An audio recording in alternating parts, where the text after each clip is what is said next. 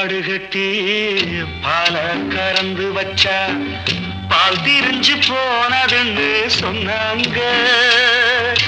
சொன்னவங்க வார்த்தையிலே சுத்தமில்ல. அடி சின்ன கண்ணு நானும் அத ஒத்துக்கல்ல.